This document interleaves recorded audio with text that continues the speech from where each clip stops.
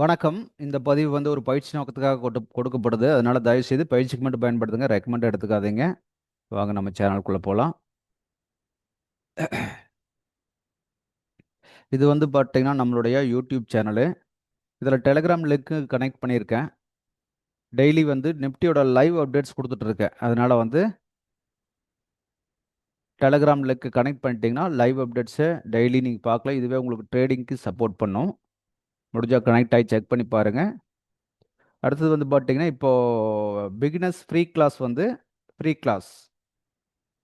Monday to Saturday வந்து every week வந்து 7 to 8 நடந்துட்டுருக்கு. முடிஞ்சா அது கலந்துக்குங்க. ஃப்ரீ கிளாஸ் தான். நிறைய பேசிக்கான விஷயங்களே அதில் முழுமையாக வந்துடும். உங்களுக்கு ட்ரேடிங்க்கு அதுவே போதுமானதுங்கிற மாதிரி தான் இருக்கும்.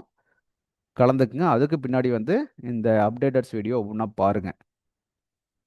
ஆல்ரெடி ட்ரேடர்ஸாக இருந்தாலும் சரி அல்லது பிகினர்ஸாக இருந்தாலும் சரி இது ரொம்ப யூஸ்ஃபுல்லாக இருக்கும். ஃபாலோ பண்ணுங்கள். வாங்க இன்னைக்கு கோல்டு என்ன நடந்ததுன்னு பார்க்கலாம்.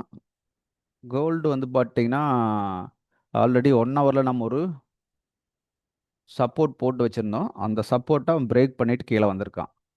பிரேக் பண்ணிட்டானா அப்படின்னு கேட்டிங்கன்னா பிரேக் பண்ணலைன்னு தான் சொல்லணும். எப்படி அப்படின்னு கேட்டிங்கன்னா அந்த சப்போர்ட்டை வந்து பாருங்க இங்கே வந்து இதுவரைக்கும் லோ வந்தாலும் விக்கு வந்து இங்கே வச்சுருக்கான். சாரி, பாடி க்ளோஸ் இங்கே வச்சுருக்கான். விக்கு பாருங்க இந்த இடத்துல இருக்குது. அதுக்கு அடுத்தது பாருங்க இது லோ, ப்ளஸ் லோ, இந்த லோ. இந்த லோவுக்கு வந்து பார்த்தீங்கன்னா இப்போ இந்த லோவுக்கு கீழே பாடி க்ளோஸ் வைக்கல, விக்கு மட்டும் வச்சிருக்கா. இப்போ லேட்டஸ்ட் லோ இது. இதையும் நாம் எடுத்துட்டோம்.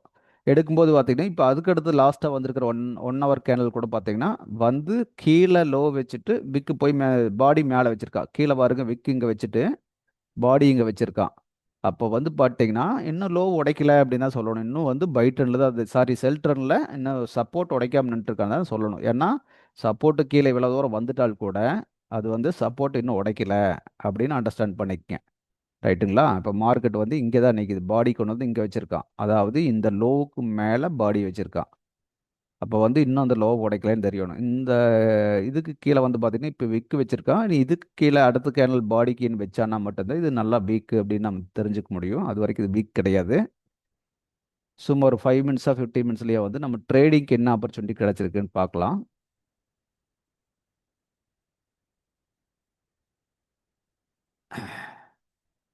இங்கே பாருங்க, ஆல்ரெடி வந்து இது ஆல்ரெடி செல் டர்னில் வந்துட்டுருக்கு. 15 மினிட்ஸ் பார்க்குறோம், செல் டர்னில் வந்துட்டுருக்கு. இப்போ வந்து பார்த்தீங்கன்னா இது மேலே பிரேக் பண்ணும்போது அவன் பை ட்ரெண்டுக்கு வந்துட்டான். 50 மினிட்ஸில் பை ட்ரெண்டுக்கு வந்துட்டான்னு சொல்லலாம். அகெயின் அது என்ன பண்ணியிருக்குது, அடுத்தது மேலே போனது இதுக்கு மேலே பாடி க்ளோஸ் வைக்கல. இங்கே வந்து பார்த்தீங்கன்னா இந்த லெவல்லேருந்து ரிவர்ஸ் ஆகிட்டான்.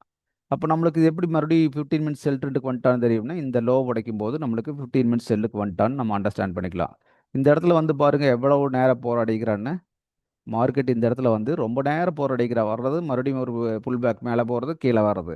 டக்குன்னு கீழே அடிச்சுட்டு இருக்கான். அடிச்சுட்டு வந்தவன் இந்த லோவை உடைச்சிட்டு கீழே வந்துட்டு மேலே போய் இந்த சப்போர்ட்டைவே 15 மினிட்ஸை பொறுத்தளவுக்கு சப்போர்ட்டைவே ரெசிஸ்டன்ஸ் எடுத்துட்டு மறுபடியும் அங்கேருந்து கீழே வந்து மறுபடியும் மேலே போனவன் இதையே சப்போர்ட்டை பிக் பண்ணிட்டு ரெசிஸ்டன்ஸாக வச்சுட்டு மறுபடியும் கீழே வந்திருக்கான். இப்போ இதுதான் நடந்துட்டு இருக்குது மார்க்கெட்டில்.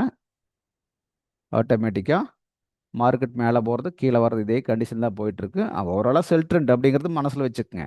செல் ட்ரெண்டுக்கு போது செல்லுக்காக மட்டும் ஆப்பர்ச்சுனிட்டி கிடைக்கிறப்பெல்லாம் யூஸ் பண்ணலாம். இப்போ இந்த இடத்துல நம்ம யூஸ் பண்ண முடியாது. ஏன்னா இது ஒரு நல்ல சப்போர்ட் அப்படிங்கிறனால இந்த இடத்துக்கு நம்ம பைக்கு தான் ட்ரை பண்ணிட்டு இருந்திருப்போம். பட் அதை உடச்ச பின்னாடி பார்த்தீங்கன்னா அழகாக வந்துட்டு மறுபடியும் மேலே போய் ஒரு ரெசிஸ்டன்ஸில் போய் திரும்பும்போது இது செல்லுக்கு ட்ரை பண்ணியிருக்கலாம். இது அதே மாதிரி தான். புரிஞ்சுங்களா? இந்த மாதிரி நம்ம மல்டிப்புளாக ட்ரை பண்ணி பார்க்கணும். அப்போ தான் வந்து நம்மளுக்கு ஒரு கரெக்டான ஆப்பர்ச்சுனிட்டி கிடைக்கும். ரைட்டுங்களா? மார்க்கெட்டில் இதுதான் நடந்துட்டு இருக்குது. மறுபடியும் மறுபடியும் இது ப்ராக்டிஸ் பண்ணுற அளவுக்கு தான் நம்மளுக்கு கை கொடுக்கும். எந்த அளவுக்கு ப்ராக்டிஸ் பண்ணோம்களோ அந்த அளவுக்கு செட் ஆகும். அதனால் ப்ராக்டிஸ் அதிகப்படுத்துங்க. ப்ராக்டிஸ் எந்த அளவுக்கு பண்ணுறீங்களோ மார்க்கெட்டில் அந்த அளவுக்கு நம்ம காசு பண்ண முடியுங்கிறத தெரிஞ்சுக்குங்க. மறுபடியும் மறுபடியும் அது கீழே தான் வந்துட்டு இருக்கா. மேலே போகிறது கீழே வர்றது நிற்க முடியாதுல்ல. அது ஒரு பக்கம் போகுது. இங்கே பாருங்க கீழே வந்து மறுபடியும் மேலே போயிட்டு கீழே வந்து மறுபடியும் கீழே பாருங்க இறங்குறதே ஸ்டெப் ஸ்டெப்பாக தான் இறங்குறா. அப்படியே எப்பவுமே இறங்காதுக்கு மார்க்கெட் இப்படி தான் இறங்கும். ஸ்டெப் ஸ்டெப்பாக இறங்குறா. மறுபடியும் இங்கேயே வந்து இதே இடத்துல சப்போர்ட்டை பிடிச்சிட்டு மறுபடியும் வந்து மேலே போகிறா. போகிற உடைக்க முடிஞ்சுதானே, உடைக்க முடியல. எகைன் அங்கேருந்து கீழே புதுசாக ஒரு லோ வச்சுட்றது. இவ்வளோதான் பண்ணிட்டு இருக்கான். ஓகேங்களா? ப்ராக்டிஸ் பண்ணுங்க. ப்ராக்டிஸ் பண்ணுற அளவுக்கு இது சப்போர்ட் ஆகும். அடுத்த ஒரு பதிவில் மறுபடியும் சந்திக்கலாம் நாம. தேங்க்யூ.